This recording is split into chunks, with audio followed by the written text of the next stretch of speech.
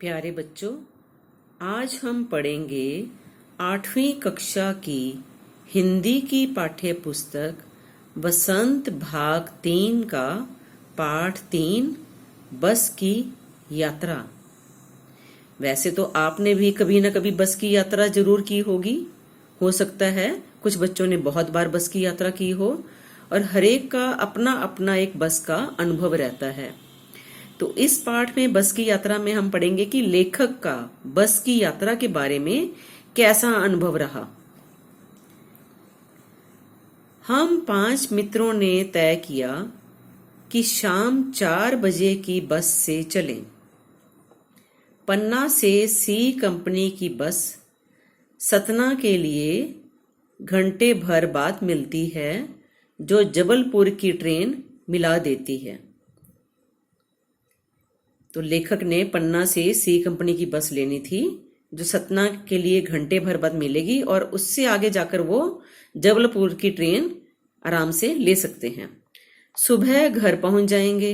हम में से 2 को सुबह काम पर हाजिर होना था, इसलिए वापसी का यही रास्ता अपनाना जरूरी था। लोगों ने सलाह दी कि समझदार आदमी इस शाम वाली बस से सफर नहीं करते। क्या रास्ते में डाकू मिलते हैं? नहीं, बस डाकिन है।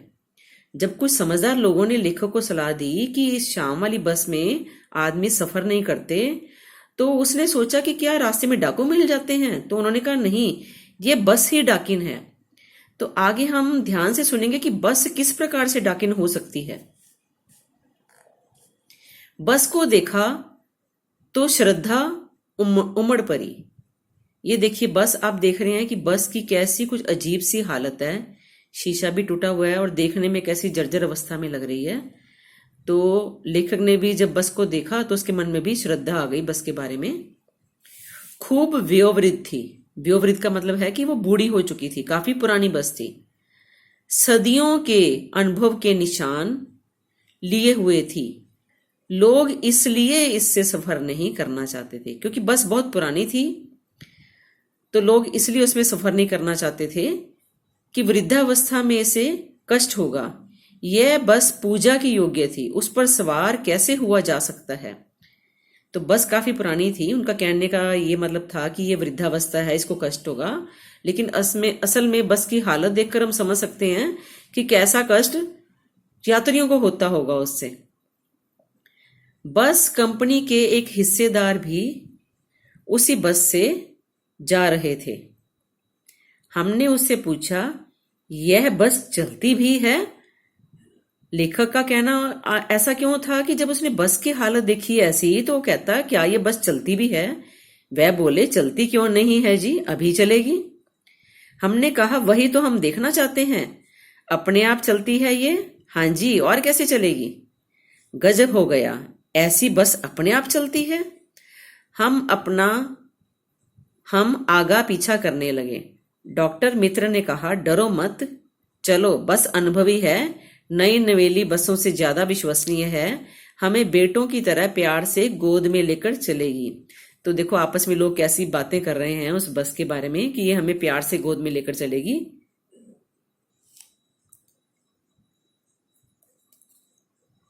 हम बैठ गए। जो छोड़ने आए थे, देखिए चित्र में दिखाया गया है कि लेखक बैठ गया है अपने मित्रों के साथ। जो छोड़ने आए थे वे इस तरह देख रहे थे जैसे अंतिम विदाई दे रहे हैं। उनकी आंखें कह रही थी, आना जाना तो लगा ही रहता है, आया है सो जाएगा। राजा रंग फकीर, आदमी को कूच करने के लिए एक निमित्त चाहिए। निमित्त मतलब एक जरिया चाहिए, उसको एक कारण चाहिए। निमित्त का अर्थ है एक जरिया, एक कारण। इंजन सचमुच स्टार्ट हो गया, ऐसा जैसे सारी बस ही इंजन हो और हम इंजन के भीतर बैठे हैं। कांच बहुत कम बचे थे, जैसा कि चित्र में हमने पहले भी देखा था कि उसमें कांच टूटे हुए थे। जो बचे थे उनसे हमें बचना था। हम फौरन खिड़की से दूर सरक गए। इंजन चल रहा था। हमें लग रहा था कि हमारी सीट के नीचे इंजन है। मतलब उस बस की अवस्था ऐसी थी कि सारी बस में ही इंजन के चलने से शोर हो रहा था और ऐसे लगता था कि उनकी सीट के नीचे ही इंजन लगा हुआ है। बस सचमुच चल पड़ी और हमें लगा कि यह गांधी जी के असहयोग और सविनय अवज्ञा आंदोलनों के वक्त अवश्य जवान रही होगी। उनका कहने का मतलब ये है कि बस जो है बहुत ही पुरानी थी, उसे ट्रेनिंग मिल चुकी थी, हर हिस्सा दूसरे से असहयोग कर रहा था। पूरी बस कभी लगता सीट बॉडी को छोड़कर आगे निकल गई है, मतलब सीट पर भी जिस पर बैठे थे वो भी हिल रही थी। कभी लगता कि सीट को छोड़कर बॉडी आगे भागी जा रही है। 8-10 मील चलने पर सारे भेदभाव मिट गए। यह समझ में नहीं आता था कि सीट पर हम बैठे हैं या सीट हम पर बैठी है। एकाएक बस रुक गई। मालूम हुआ कि पेट्रोल की टंकी में छेद हो गया है। ड्राइवर ने बाल्टी में पेट्रोल निकालकर उसे बगल में रखा और नली डालकर इंजन में भेजने लगा। अब मैं उम्मीद कर रहा था कि थोड़ी देर बाद बस कंपनी के हिस्सेदार इंजन को निकालकर गोद में रख लेंगे और उसे नली से पेट्रोल पिलाएंगे, जैसे माँ बच्चे के मुंह में दूध की शीशी लगाती है।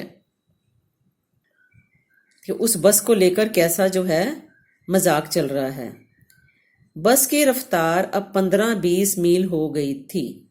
मुझे उसके किसी हिस्से पर भरोसा नहीं था। ब्रेक फेल हो सकता है, स्टीयरिंग टूट सकता है। प्रकृति के दृश्य बड़े बहुत लुभावने थे। दोनों तरफ हरे भरे पेड़ थे जिन पर पक्षी बैठे थे। मैं हर पेड़ को अपना दुश्मन समझ रहा था। जो भी पेड़ आता डर लगता कि इससे बस टकराएगी। वह निकल जाता तो दूसरे पेड़ का इंतजार करता। झील दिखती तो सोचता इसमें बस गोता लगा जाएगी।